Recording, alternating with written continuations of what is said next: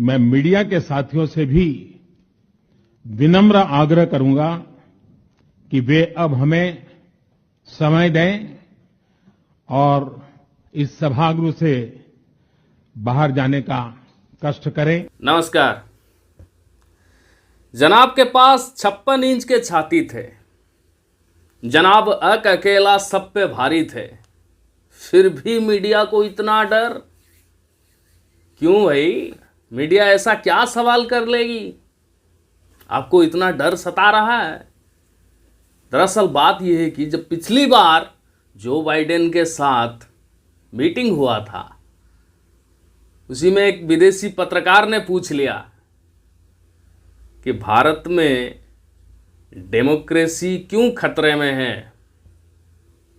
मणिपुर को लेकर कोई सवाल ना पूछ दे, इसलिए साहब का डर सता रहा है। इसलिए कह रहा है आप मीडिया वालों कृपा करके बाहर जाने का कष्ट करें। जनाब, सच्चाई से कितने देर भागते रहोगे? एक ना एक दिन आपको झुकना जरूर पड़ेगा।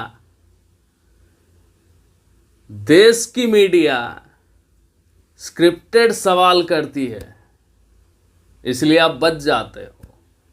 कोई पूछ रहा है जेब में मॉनिटर्स बटुआ रखते हैं कि नहीं, सवाल जवाब कोई कर रहा है आप आम कैसे खाते हो, पर विदेश से जो मीडिया आता है ना, वो ऐसा आम बात नहीं पूछेगा कि आपके जेब में बटुआ है कि नहीं, आप आम कैसे खाते हो, ऐसा नहीं पूछने वाला। वो पूछेगा जरूर मणिपुर को लेकर, वो पूछेगा जरूर आपने 9 साल में क्यों मदर ऑफ डेमोक्रेसी इंडिया में मीडिया को दबा के क्यों रखा है। यही सवाल पूछेंगे। शायद इसका जवाब आपके पास नहीं है, आपके पास स्क्रिप्टेड जवाब है, स्क्रिप्टेड सवाल का, पर यहां पे स्क्रिप्टेड नहीं चलेगा। इसलिए आप जनाब कह रहे हैं कि कृपा करके बाहर जाने की कष्ट करें। शर्म आनी चाहिए आपको।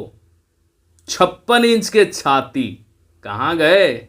G20 से इंडिया को क्या मिला नहीं मिला, ये तो बात की बात है, लेकिन इंडिया का प्राइम मिनिस्टर मीडिया से इतना डरता है, वो पूरे देश को पता चल गया।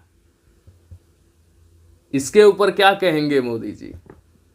पिछली बार जब G20 हुआ था जर्मनी में 600 करोड़ खर्च हुआ था, लेकिन आपने 4000 करोड़ फूंक दिए। जैसे लग रहा था कि आपकी बारात सज रही है हर जगह।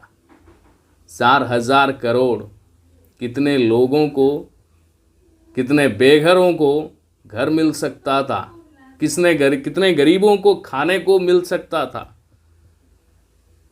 लेकिन 4000 करोड़ में आपने सोने की बर्तन, चांदी के बर्तन में इन लोगों को परोसा।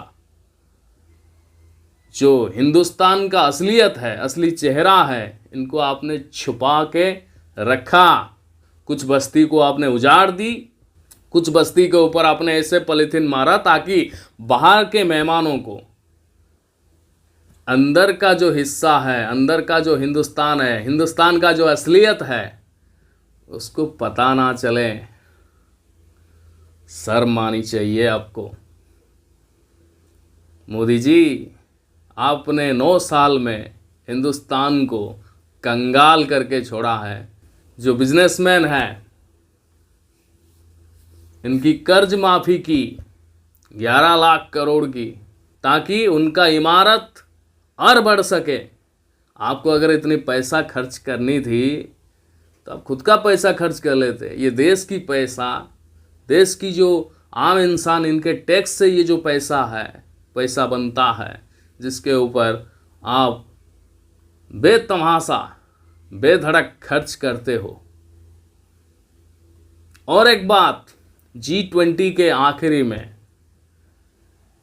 विदेश से आए हुए मेहमान राजघाट गए, बापूजी के समाधि स्थल पर जाके अपना श्रद्धा सुमन अर्पित किया, नमन किए, सर झुकाए। और आपने प्राइम मिनिस्टर मोदी जी, आपने जाके भी सर झुकाया।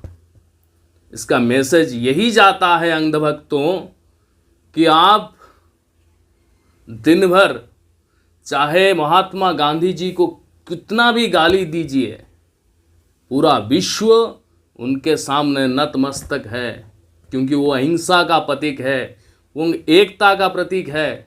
इसलिए उनके सामने, महात्मा गांधी जी के सामने सारे लोग सर झुकाते हैं। इनमें से कोई भी एक लीडर सावरकर या फिर गॉडसे को नहीं ढूंढा, नहीं भी पूछा वो कहाँ है, कहाँ पे उनका पूजा कर रहे हो।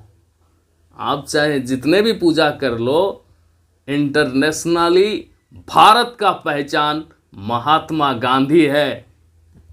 आपको शायद पता चल गया होगा। इंटरनेशनली आपका इमेज अगर अच्छा रखना है तो गांधी के सामने झुकना जरूर पड़ेगा।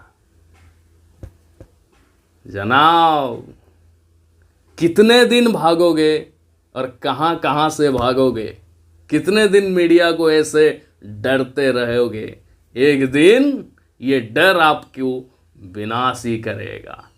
याद रखिए, जब एक दिन आएगा जरूर, जिस दिन कोई भी इंसान बीजेपी को वोट देने के लिए राजी भी नहीं होगा, एक भी वोट नहीं मिलेगा आपको, तब आपको पता चलेगा।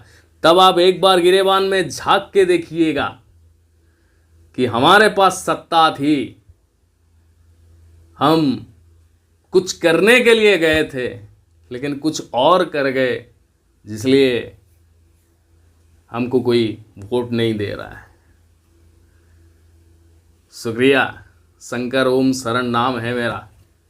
आप दीजिए इजाज़त, फिर मिलेंगे अगले एपिसोड में। तब तक के लिए मस्त रहिए, स्वस्थ रहिए, व्यस्त रहिए। नमस्कार।